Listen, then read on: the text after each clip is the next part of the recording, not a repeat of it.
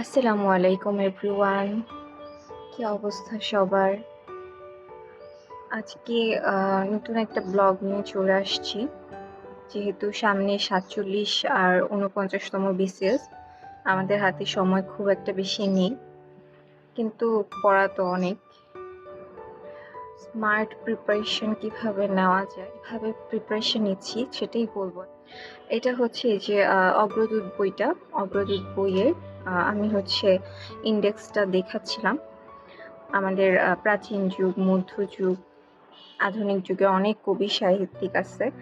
তো এত কবি সাহিত্যিক আসলে পড়াটা এই অল্প সময়ের মধ্যে ইম্পসিবল। আর যদিও পড়া হয়, সেক্ষেত্রেও দেখা যায় যে আমাদের মনে থাকে না, বা মনে থাকলেও আমরা কনফিউজড হয়ে যাই অপশানগুলো দেখার পর। তো এই জন্য আমি কিভাবে শর্ট প্রিপারেশন নিচ্ছি সেটাই আজকে শেয়ার করব, যে আমি কোন কোন কবি সাহিত্যিকগুলো পড়ছিলাম। 224 জন ভাইয়ার থেকে আমি গাইডলাইন নিচ্ছি। তো উনি আসলে আমাদের জন্য অ্যানালাইসিস করে দিয়েছেন, আর আমি সেভাবেই প্রিপারেশন নিচ্ছি। তো কোন কোন কবি সাহিত্যিক পড়ছি সেটাই আমি আজকে তোমাদের সাথে শেয়ার করব। তো জানতে হলে লাস্ট পর্যন্ত ভিডিওটা।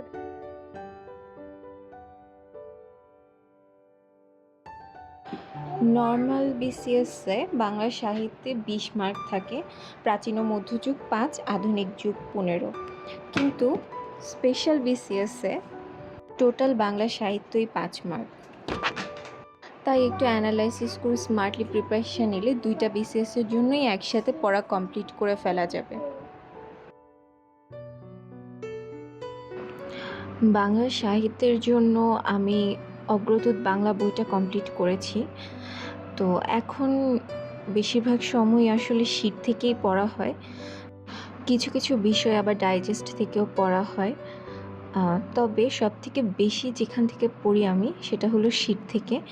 শীটের মধ্যে টোটাল যে স্টাডিগুলো ওগুলো অ্যানালাইসিস করে খুব সুন্দর করে গুছানো আছে, আর অনেক শর্ট ফর্মে আছে। সো খুব ইজিলি হচ্ছে পড়া যায়, আবার রিভিশনের জন্য বেস্ট। প্রথমেই বাংলা সাহিত্যের জন্য আসলে ওরা 11 জন, এটা তো মোস্ট ইম্পর্ট্যান্ট, যেহেতু এটা আমাদের সাহিত্যের রিটেনেও আসছে। তো ওরা 11 জন তো মাস্ট বি ইম্পর্ট্যান্ট। এটা হচ্ছে আধুনিক যুগের জন্য। আর প্রাচীন যুগে তো শুধু চর্যাপদ, সো এটা অবভিয়াসলি ইম্পর্ট্যান্ট, আর এটা খুবই ভালো মতো পড়তে হয়। তারপর হচ্ছে মধ্যযুগে শ্রীকৃষ্ণ কীর্তন, বৈষ্ণব পদাবলী, মঙ্গল কাব্য, জীবনী সাহিত্য, অনুবাদ সাহিত্য, এগুলো অনেক ইম্পর্ট্যান্ট। তো এই ইম্পর্ট্যান্ট টপিকসগুলোই আমি সবগুলোই পড়া শেষ করেছি, এখন রিভিশন করছি। যাদের হচ্ছে প্রিপারেশান আগে থেকে নেওয়া নেই, বা হচ্ছে যারা নতুন পরীক্ষার্থী, তারা চাইলে অল্প সময়ে এই ইম্পর্ট্যান্ট টপিকসগুলো পড়েও কিন্তু সিলেবাসটা কভার করতে পারে। বাংলা সাহিত্যের সিলেবাস অনেক অনেক ডিপ, পড়লে আসলে পড়ার কোনো শেষ নাই। কিন্তু যদি শর্ট টাইমে হচ্ছে সুন্দর একটা গোছানো প্রিপারেশান নিতে চাই, তাহলে হচ্ছে এই টপিকসগুলো খুবই ইম্পর্ট্যান্ট। আমি যখন ডিটেলস পড়েছিলাম তখন সব কিছুই পড়ার চেষ্টা করেছি, কিন্তু এখন রিভিশন করার সময় আমি শুধু ইম্পর্ট্যান্ট যে টপিকসগুলো ওগুলোই ধরে ধরে রিভিশন করি। আর যেহেতু সময় অনেক কম, পড়া অনেক বেশি, তাই অল্প পড়ে কিভাবে ভালো করা যায় সেটাই আসলে চিন্তা করি। তো এখানে আমি আমার শীট থেকে পড়াগুলো আসলে রিভিশন করছিলাম, রবীন্দ্রনাথ ঠাকুরটা রিভিশন করছিলাম। তো এইভাবে করে প্রত্যেকদিনই চেষ্টা করি অল্প অল্প করে প্রত্যেকটা কবি সাহিত্যিক রিভিশন করে রাখতে, কারণ রিভিশন না করলে দেখা যায় যে প্রত্যেকটা পড়া ভুলে যাই। কিছুদিন পরে যখন বইটা নেই বা শীট ধরি, তখন মনে হয় সবই নতুন লাগতেছে। এই তো আজকে কাজী নজরুল আর রবীন্দ্রনাথ ঠাকুর রিভিশন করেছি। তো আজকের মতো আমার পড়া এখানেই কমপ্লিট।